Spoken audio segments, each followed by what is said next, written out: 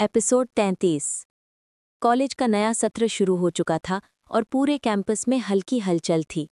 पेड़ों पर सुबह की धूप चमक रही थी और पक्षियों की चहचहाट वातावरण को और भी जीवंत बना रही थी। माया और देव दोनों अब पिछले अनुभवों के बाद और भी ज्यादा समझदार और सावधान हो चुके थे। उन्हें पता था कि कॉलेज में हर कोना, हर व्यक्ति और हर घटना किसी न किसी रहस्य या चुनौती से जुड़ा हो सकता है। माया ने सुबह की पहली क्लास के लिए पुस्तकालय की ओर कदम बढ़ाए। उसे अभी भी उस रहस्यमयी तहखाने और आरव के द्वारा तैयार किए गए पहेलियों का असर महसूस हो रहा था। माया, मन ही मन। हर बार जब मैं उन सुरंगों और प्रतीकों को याद करती हूँ तो दिल में एक अजीब सी बेचैनी होती है। लेकिन अब मैं और अधिक सतर्क हूँ। मैं जानती हूँ कि हमें हर कदम सोच समझकर उठाना होगा। देव पहले से ही क्लास में पहुंच चुका था। उसकी नज़रें लगातार लोगों और आसपास के वातावरण पर टिके हुए थीं। पिछले अनुभवों ने उसे और भी संवेदनशील बना दिया था। देव, मन ही मन। माया को अभी तक पता नहीं कि अगले कदम के लिए हमें कौन सा सुराग मिलेगा, लेकिन मैं तैयार हूँ। इस बार हमें कोई भी गलती नहीं करनी। हमारी योजना बिल्कुल सटीक होनी चाहिए। कॉलेज में नए छात्रों की भीड़ थी। कुछ उत्साहित थे, कुछ घबराए हुए। माया और देव ने देखा कि नए छात्र भी किसी तरह की रहस्यमयी ऊर्जा के प्रभाव में थे।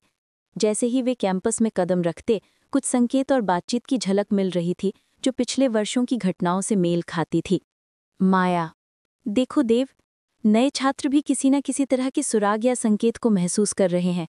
शायद आरव की योजना अब नए छात्रों तक फैल रही है। देव, हाँ, और हमें उन्हें भी समझना होगा। हो सकता है किसी छात्र के अनुभव या प्रतिक्रिया हमारे अगले कदम में मदद करें। माया और देव ने नए छात्रों से मुलाकात की। उन्होंने धीरे धीरे बातचीत शुरू की और पता लगाया कि कुछ छात्र पहले से ही कॉलेज की रहस्यमयी कहानियों के बारे में जान रहे थे। क्लास के बाद माया ने अपनी नोटबुक खोली। उसमें पिछले एपिसोड में मिले नोट्स और रहस्यमयी संकेतों के बारे में लिखा हुआ था। तभी एक अजीब चीज हुई। उसकी नोटबुक के बीच में एक नया पन्ना उभर आया। माया, ये पन्ना? मैंने इसे पहले कभी नहीं देखा। ये नए छात्रों और कॉलेज के कुछ पुराने रहस्यों के बारे में बता रहा है। देव ने पन्ना देखा। उस पर लिखा था कि कॉलेज के पुराने सेक्शन में एक और गुप्त कमरा है जिसे केवल कुछ ही लोग जानते हैं। देव, तो फिर हमारी अगली चुनौती वही पुराना कमरा है, लेकिन इस बार हमें और सतर्क रहना होगा।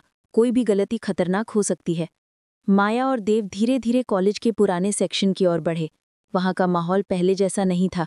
दीवारें जर्जर थीं, खिड़कियों से धूल और धुंधला की रोशनी आती थी और हर कदम पर हल्की खड़खड़ाहट सुनाई दे रही थी।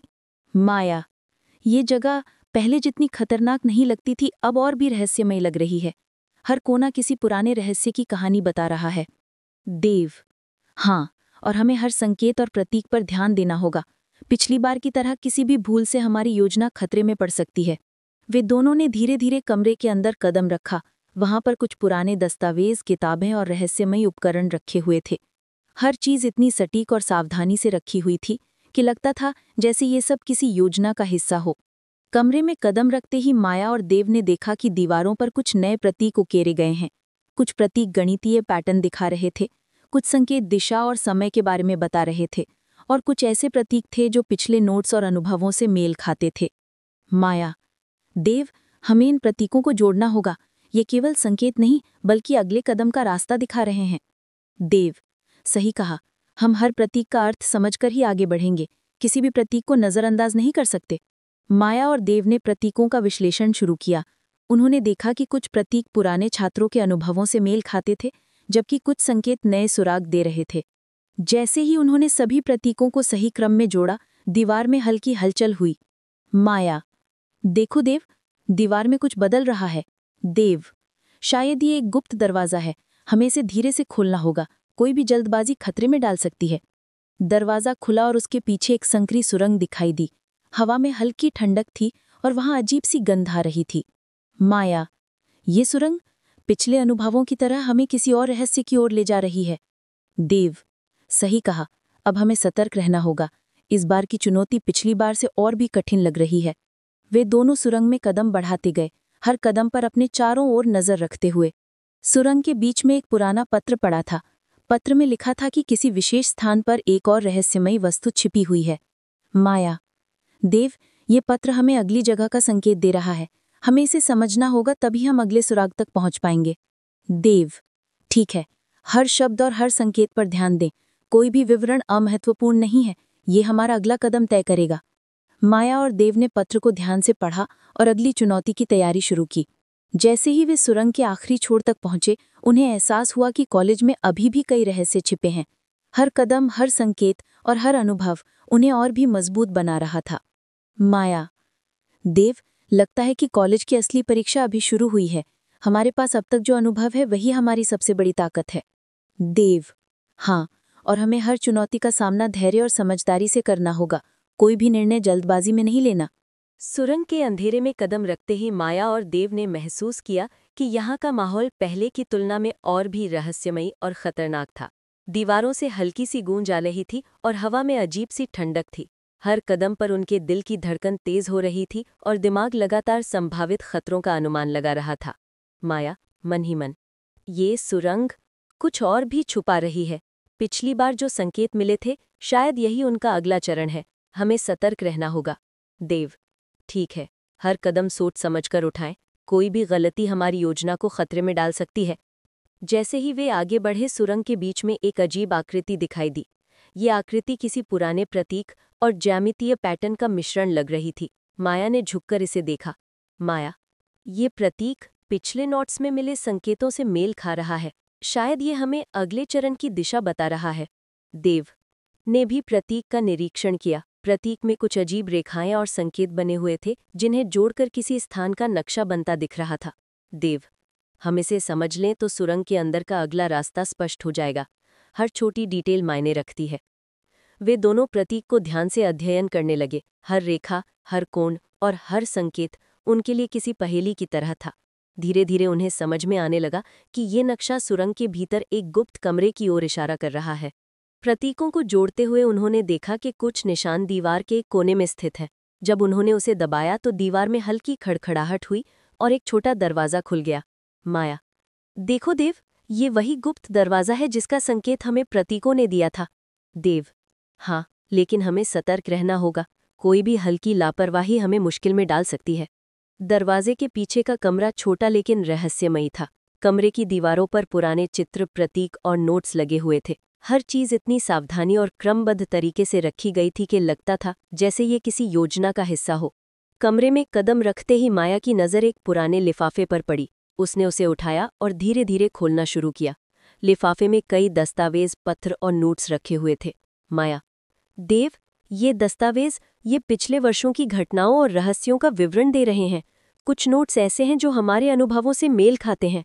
देव ने भी दस्तावेजों को देखा। उनमें कुछ संकेत ऐसे थे जो आने वाले महीनों की घटनाओं और कॉलेज में होने वाली रहस्यमयी गतिविधियों के बारे में जानकारी दे रहे थे।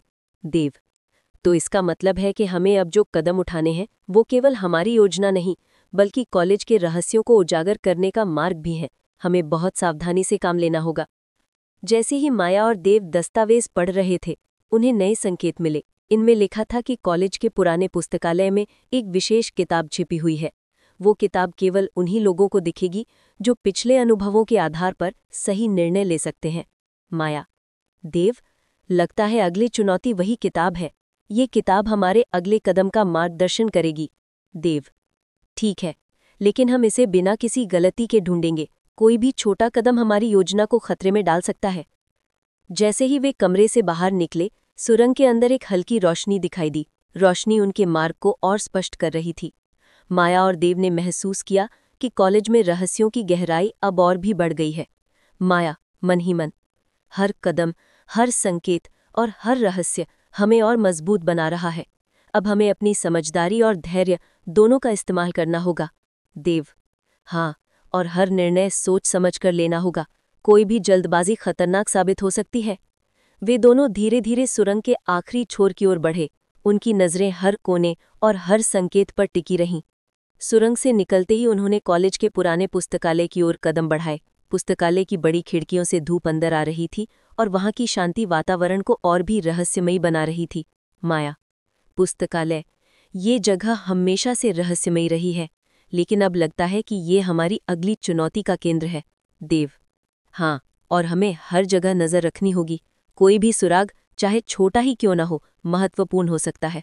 पुस्तकालय के अंदर कदम रखते ही उन्हें एहसास हुआ कि यहाँ हर किताब, हर दस्तावेज और हर प्रतीक किसी न किसी रहस्य की कुंजी हो सकती है। माया ने ध्यान से देखा और एक विशेष किताब पर नजर पड़ी। ये किताब अन्य किताबों से अलग दिख रही थी।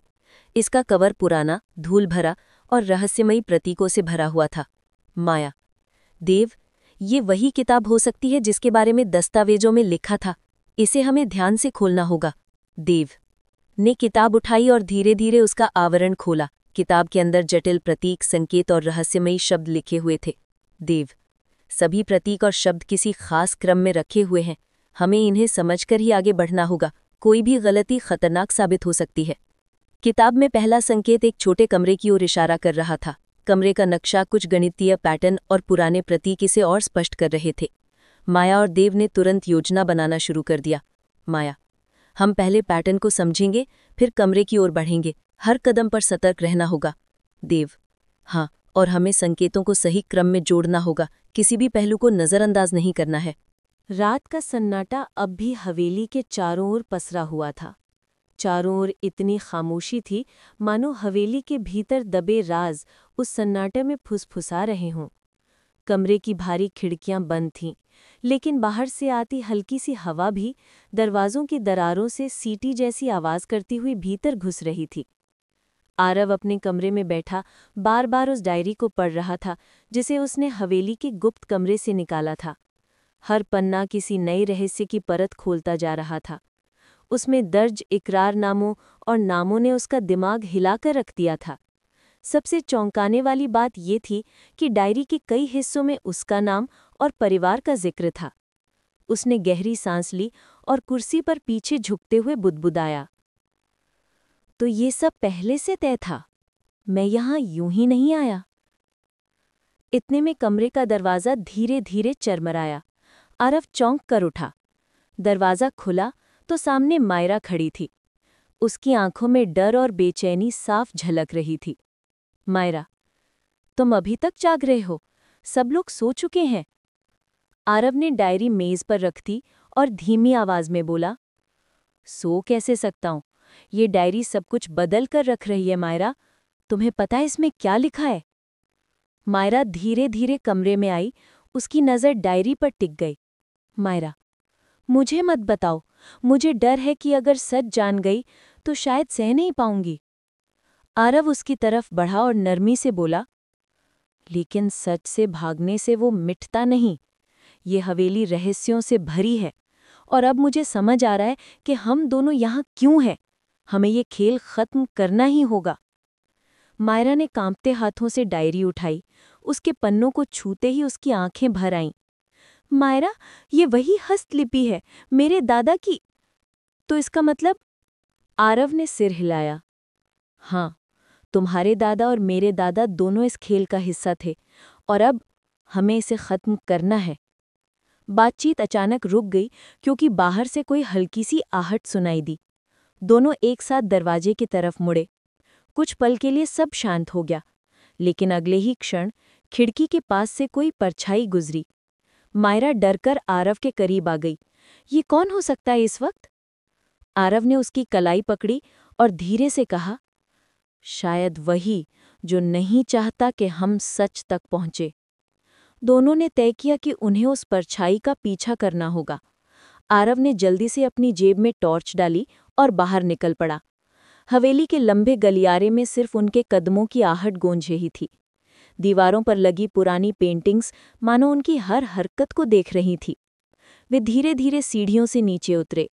परछाई उन्हें हवेली के पीछे वाले हिस्से में ले जा रही थी। यहाँ हमेशा अंधेरा रहता था और किसी को आने की इजाज़त नहीं थी। जैसे ही दोनों उस हिस्से तक पहुंचे, सामने का बड़ा दरवाज़ा अपने आप खुला। अंदर घुप अंधेरा था। आरव ने टॉर्च जलाई और दोनों भीतर गए। अंदर का दृश्य देख मायरा की सांसें थम गईं। दीवारों पर पुराने नक्शे, कई सारे संदूक और बीच में एक बड़ा गोल मेज था। उस मेज पर कई कागज फैले हुए थे और उन पर खून से बने कुछ निशान। माय गॉड, ये सब क्या है? आरव उन कागजों को ध्यान से देखने लगा। ये सब समझौते हैं, हवेली की संपत्ति, खजाने और वंश की गद्दी के। और देखो, यहाँ लिखा है कि अगला वारिस वही होगा जो इस रहस्य को सुलझाएगा। मायरा कांपती बाजू में बोली, मतलब हम दोनों के बीच कोई एक ही वारिस बन सकता है? आरव ने उसकी तरफ देखा। उसकी आंखों में टकराव और उत्सुकता दोनों थे। शायद, लेकिन मुझे लगता है असली खेल सिर्फ वारिस चुनने का नहीं है। असली खेल है हमें बांटना, हमें एक दूसरे के खिलाफ खड़ा करना। अचानक कमरे की बत्ती अपने आप जल गई। दोनों चौंक कर पीछे हटे। दरवाजे पर खड़ा था वही रहस्यमयी शख्स जो हमेशा मुखौटे में दिखता था। उसकी आवाज गूंज उठी, आखिरकार तुम यहां पहुंच ही गए। पर याद रखो, सच तक पहुंचना आसान नहीं। हर कदम पर तुम्हें अपनों पर शक करना होगा। मायरा चीख पड़ी, तुम कौन हो? हमें क्यों डराते हो? वो शख्स धीरे धीरे आगे आया और बोला, मैं वो हूं जो इस हवेली की हकीकत जानता है। पर तुम दोनों को ये हकीकत जाननी चाहिए या नहीं, ये फैसला तुम दोनों को ही करना होगा। आरव ने गुस्से से कहा, काफी हो गया, अब और खेल नहीं, अपना चेहरा दिखाओ। उसने मुखौटा उतारते ही दोनों को हिलाकर रख दिया। वो और कोई नहीं बल्कि विराज था। मायरा की आंखें फटी रह गईं। विराज? लेकिन तुम तो... विराज ने ठंडी हंसी हंसी। हाँ, मैं, जिसे तुम सबने गायब समझ लिया था। पर मैं हमेशा यहीं था, इस हवेली के हर रहस्य पर नजर रखता हुआ। और अब खेल का आखिरी पड़ाव शुरू हो चुका है। आरव ने मुट्ठियां भींच लीं। तो ये सब तुम्हारा खेल था? हमें डराना, परछाइयां दिखाना, ये नकली दस्तावेज? विराज ने सिर हिलाया। नकली नहीं आरव, ये असली दस्तावेज हैं, और तुम दोनों ही इस खेल के मोहरे हो। लेकिन राजा कौन बनेगा, ये तुम दोनों को तय करना होगा। मायरा की सांसें तेज हो गईं। उसने कांपती आवाज में कहा, नहीं, हमें एक दूसरे के खिलाफ नहीं खड़ा किया जा सकता। हम ये खेल मिलकर खत्म करेंगे। विराज की मुस्कान फीकी पड़ गई। तो फिर तैयार रहो, क्योंकि जो तुम सोच रहे हो वो इतना आसान नहीं है। इतना कहकर विराज अचानक अंधेरे में गायब हो गया। कमरे की बत्तियां फिर से बंद हो गईं। आरव ने मायरा का हाथ थामा और बोला, अब साफ है, विराज इस खेल का बड़ा मोहरा है, लेकिन असली खिलाड़ी कोई और है। हमें सावधान रहना होगा। मायरा ने दृढ़ आवाज में कहा, हाँ, अब चाहे कुछ भी हो जाए, मैं पीछे नहीं हटूंगी। दोनों ने कसम खाई, हम सच का अंत तक पीछा करेंगे। लेकिन उन्हें जरा भी अंदाजा नहीं था कि अगला कदम उन्हें ऐसे खाई में धकेल देगा जहां से लौटना नामुमकिन होगा। हवेली का माहौल अब और भी भारी हो चुका था। विराज का असली चेहरा सामने आने के बाद आरव और मायरा के दिलों में अजीब सा डर और बेचैनी बैठ गई थी। वे दोनों जानते थे कि जो कुछ भी उन्होंने अभी अभी देखा वो महज शुरुआत है। असली खेल अभी बाकी था। कमरे में अंधेरा फैलते ही दोनों जल्दी से बाहर निकल आए। गलियारे की दीवारें जैसे उनके हर कदम की आवाज को गुंजा रही थीं। मायरा ने गहरी सांस लेकर आरव से कहा, मायरा, मुझे लग रहा है हम किसी बहुत बड़े जाल में फंस चुके हैं। विराज की वापसी, ये सब योजनाबद्ध है। आरव ने धीमी आवाज में जवाब दिया, हाँ, और जो डायरी और दस्तावेज हमने देखे वो भी किसी न किसी तरह हमें बहकाने के लिए हो सकते हैं, लेकिन अब पीछे हटना नामुमकिन है। दोनों ने तय किया कि वे हवेली की उस गुप्त तहखाने में वापस जाएंगे जहां सबसे पहले डायरी मिली थी। शायद वहां और सुराग मिल सके। सीढ़ियां उतरते हुए दोनों के दिल जोर जोर से धड़क रहे थे। हवा ठंडी और भारी होती जा रही थी। जैसे ही वो तहखाने तक पहुंचे, वहां का दृश्य पहले से बिल्कुल बदल चुका था। जहां पहले सिर्फ पुरानी अलमारियां और संदूक रखे थे, अब वहां जमीन पर अजीब से चिन्ह बने हुए थे, लाल रंग के, मानो किसी ने ताज़ा खून से खींचे हों। मायरा डर से कांप गई। ये सब किसने बनाया? आरव ने झुककर उन निशानों को ध्यान से देखा। ये कोई साधारण निशान नहीं है, ये किसी प्राचीन अनुष्ठान से जुड़े हैं। और देखो, यहाँ हमारे नाम लिखे हैं। वाकई, जमीन पर बने चिन्हों के बीच में आरव और मायरा उकेरा गया था। मायरा के चेहरे से खून उतर गया। मतलब, इसका मतलब हमें किसी बलि या कुर्बानी का हिस्सा बनाना चाहते हैं? आरव ने उसका हाथ पकड़ा और गंभीरता से कहा, चाहे जो भी हो, हमें शांत रहना होगा। डरना उनके खेल का हिस्सा है। इतना कहकर आरव खड़ा ही हुआ था कि अचानक तहखाने में जोरदार ठहाका गूंजा। दोनों चौंक पर चारों ओर देखने लगे। और फिर अंधेरे से विराज बाहर आया। उसकी आंखों में पागलपन झलक रहा था। हाथ में एक पुराना लालटेन लिए वो आगे बढ़ा। तो तुम दोनों यहां तक पहुंच ही गए, लेकिन सच जानने की कीमत बहुत भारी है, मायरा ने कांपते स्वर में कहा। विराज, हमें सच बता दो, ये सब क्यों हो रहा है? हमारे नाम इन चिन्हों में क्यों हैं? विराज ने हल्की हंसी हंसकर जवाब दिया, क्योंकि ये हवेली सिर्फ दीवारों और कमरों से नहीं बनी है। ये हवेली एक वादा है, एक खेल है जो हर पीढ़ी में दो वारिसों को आमने सामने खड़ा करता है। और इस बार वो वारिस तुम दोनों हो। आरव ने गुस्से से कहा, ये बकवास है, हमें कोई एक दूसरे के खिलाफ खड़ा नहीं कर सकता। विराज की आंखों में चमक आई, तो फिर ये भी बकवास समझो कि जो भी इस खेल से इनकार करता है वो जिंदा नहीं बचता। इतना कहते ही विराज ने एक संदूक खोला। उसमें से पुराना खंजर निकला। उस पर रहस्यमयी आकृतियां बनी हुई थीं। मायरा के होंठ सूख गए। ये किस लिए है? विराज ने धीरे धीरे कहा, ये खंजर उस अनुष्ठान की चाबी है। इसके बिना रहस्य पूरा नहीं होता। अचानक ऊपर से जोर की आवाज आई, जैसे कोई दरवाजा धड़ाम से बंद हुआ हो। हवेली की दीवारें कांप उठीं। विराज मुस्कुराया।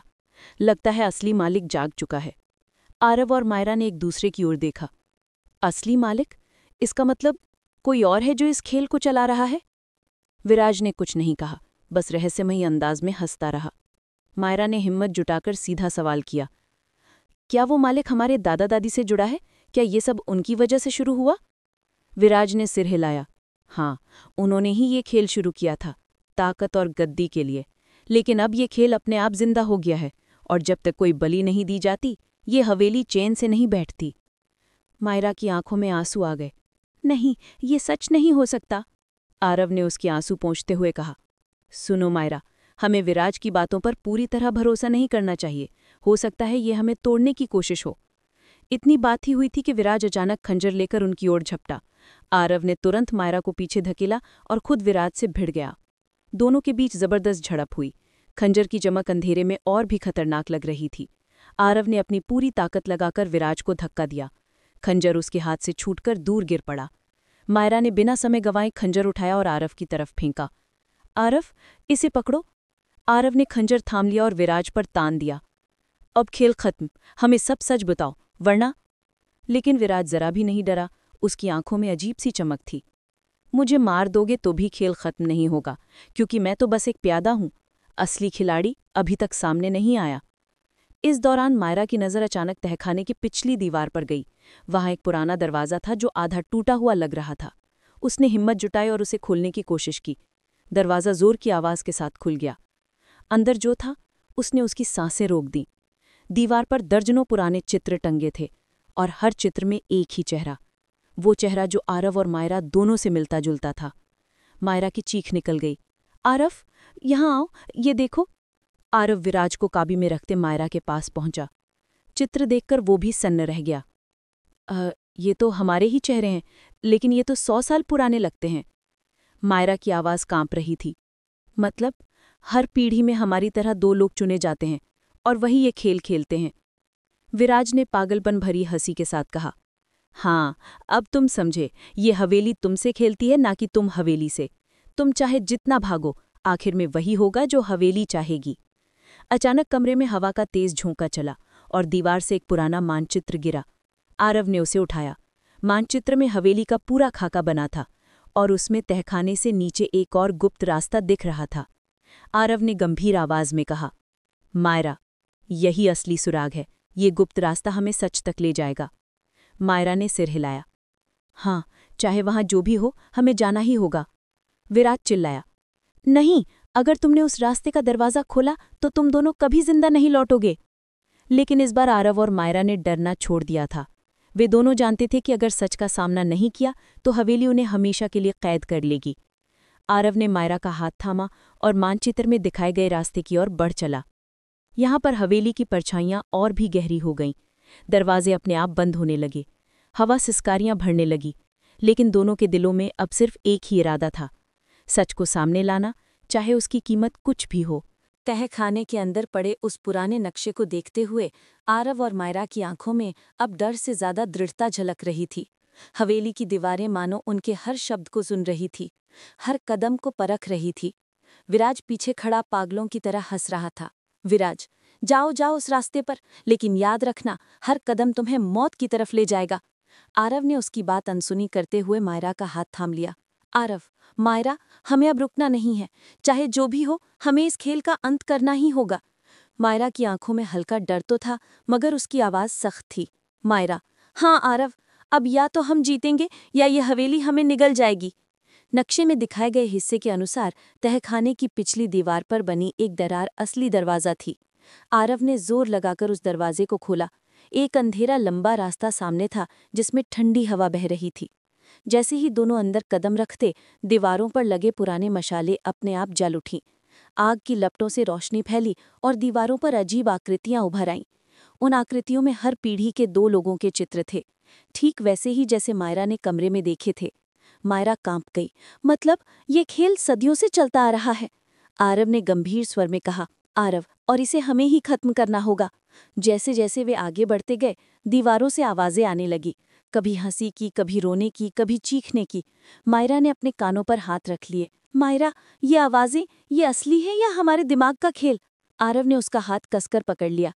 ये हवेली हमें तोड़ने की कोशिश कर रही है, लेकिन याद रखो, अगर हम डर गए तो खेल हम हार जाएंगे। मायरा ने धीरे धीरे खुद को संभाला, मगर उसकी आंखें लगातार इधर उधर घूम रही थी। आखिरकार रास्ता उन्हें एक विशाल कक्ष तक ले आया। उस कक्ष के बीचों बीच एक पत्थर की वेदी रखी थी, जिस पर एक मोटी किताब बंद पड़ी थी। किताब के ऊपर वही खंजर रखा था जो पहले विराज ने दिखाया था। दीवारों पर लिखी इबारतें साफ बताती थीं कि यही हवेली के खेल का असली केंद्र है। मायरा ने धीरे से कहा, मायरा, यही है, यही वो जगह है जहां सब खत्म होगा। आरव किताब की तरफ बढ़ा। जैसे ही उसने उसे छुआ, पूरा कक्ष गूंज उठा। मशालों की लौ और तेज हो गई, और तभी हवा में एक भारी डरावनी आवाज गूंजी। आवाज, तुम दोनों आखिरकार पहुंच ही गए, लेकिन क्या तुम सच को स्वीकार कर सकोगे? मायरा और आरव चौंक कर चारों ओर देखने लगे। वहां कोई दिखाई नहीं दे रहा था। अचानक कक्ष के कोने से एक आकृति प्रकट हुई। लंबा काला लबादा, चेहरा छाया में ढका हुआ। वो धीरे धीरे आगे बढ़ा। आकृति, मैं ही हूं इस हवेली का असली मालिक, और तुम दोनों मेरे वारिस। ये खेल तुम्हें ही खत्म करना है, लेकिन कीमत तुम्हारे रिश्ते की होगी। माहिरा ने कांपते हुए कहा, मतलब? आकृति ने ठंडी हंसी हंसी। हा हा हा, इस किताब में लिखा है 2 वारिसों में से एक को बलि देनी होगी, तभी हवेली का श्राप टूटेगा, वरना ये खेल कभी खत्म नहीं होगा। आरव का चेहरा कठोर हो गया। आरव, ये बकवास है। हम दोनों जिंदा रहेंगे, तुम्हारा श्राप किसी काम का नहीं। मालिक की आवाज और गहरी हो गई। तुम्हें लगता है कि तुम इस हवेली को चुनौती दे सकते हो? यहाँ तक हर पीढ़ी ने यही सोचा, और सब मर गए। मायरा की आंखों में आंसू आ गए। मायरा, आरव, अगर सच में मुझे जाना पड़ा तो मैं तैयार हूँ। कम से कम तुम तो जिंदा रहोगे। आरव ने तुरंत उसका हाथ पकड़ लिया और गुस्से से कहा, चुप, मैं तुम्हें कुछ नहीं होने दूंगा। अगर बलि देनी है तो मैं दूंगा। मायरा, नहीं, अगर तुम गए तो मैं भी जिंदा नहीं रहूंगी। ये खेल हमें अलग करने के लिए बना है, लेकिन हम इसे जीतेंगे। उनकी बहस के बीच हवेली की दीवारें जोर जोर से कांपने लगी। मशालों की लौ काली होने लगी। अचानक मायरा को याद आया किताब। उसने तुरंत किताब उठाई और उसके पन्ने पलटने लगी। उसमें लिखा था, हवेली का श्राप तभी टूटेगा जब 2 वारिस अपने खून की जगह अपने दिल की कसम देंगे। बलि की जरूरत नहीं, बलिदान की इच्छा ही हवेली को तोड़ देती है। मायरा की आंखों में चमक आ गई। मायरा, देखो, हमें एक दूसरे के लिए मरने को तैयार होना है, लेकिन सच में मरना नहीं होगा। हवेली हमारी भावना पर चलती है। आरव ने किताब से शब्द पढ़े और उसकी समझ में सब कुछ आ गया। मतलब, अगर हम दोनों सच में एक दूसरे की जान देने को तैयार हों तो हवेली हार जाएगी। आरव और मायरा दोनों ने एक दूसरे के हाथ थाम लिए। मैं अपनी जान मायरा के लिए देने को तैयार हूँ, और मैं अपनी जान आरव के लिए। जैसे ही ये शब्द गूंजे, पूरा कक्ष हिल गया। दीवारों पर बनी आकृतियां पिघलने लगी। मशालों की लौ सफेद हो गई। आकृति चीख पड़ी, नहीं, ये खेल ऐसे खत्म नहीं हो सकता। तुमने नियम तोड़े हैं। लेकिन अब देर हो चुकी थी। किताब चमक उठी और हवेली के दीवारों से बंधन टूटने लगे। अचानक जमीन फटने लगी। हवेली की छत से पत्थर गिरने लगे। आरव ने मायरा को कसकर अपनी बाहों में भर लिया। आरव, भागो मायरा, बाहर निकलो। दोनों कक्ष से भागते हुए उस गुप्त रास्ते से वापस तहखाने में पहुंचे। हवेली की हर दीवार ढह रही थी। विराज एक कोने में खड़ा पागलों की तरह चिल्ला रहा था, नहीं, ये हवेली मेरी है, मेरी। लेकिन गिरते मलबे ने उसे हमेशा के लिए दबा दिया। आरव और मायरा दौड़ते हुए हवेली के मुख्य दरवाजे से बाहर निकले। जैसे ही वे बाहर आए, पूरी हवेली जमीन में समा गई। धूल और राख का गुब्बारा आसमान तक छा गया। सुबह की पहली किरणों के साथ आसमान साफ हुआ। आरव और मायरा जमीन पर बैठे हाँफ रहे थे। उनकी आंखों में थकान थी, लेकिन साथ ही एक अजीब सी राहत भी। मायरा ने धीरे से कहा, हम बच गए। आरव ने उसकी ओर मुस्कुराकर देखा और बोला, हाँ मायरा, हमने हवेली का खेल तोड़ दिया। अब कोई हमें अलग नहीं कर सकता। दोनों ने एक दूसरे को गले लगा लिया। हवेली अब सिर्फ धूल और पत्थरों का ढेर रह गई थी। लेकिन तभी हवा में हल्की सी सरसराहट गूंजी, जैसे कोई फुसफुसा रहा हो। आवाज, खेल कभी खत्म नहीं होता, ये तो बस शुरुआत है। आरव और मायरा ने एक दूसरे की ओर देखा। उनकी आंखों में डर नहीं, बल्कि दृढ़ता थी। मायरा, अगर ये खेल फिर शुरू हुआ तो हम फिर जीतेंगे। आरव, हाँ, क्योंकि साथ मिलकर कोई हमें हरा नहीं सकता। और इसी वादे के साथ उनकी कहानी का ये अध्याय समाप्त हुआ। हवेली की राख में दफन रहस्यों के साथ, लेकिन उनके रिश्ते की जीत हमेशा के लिए अमर हो गई।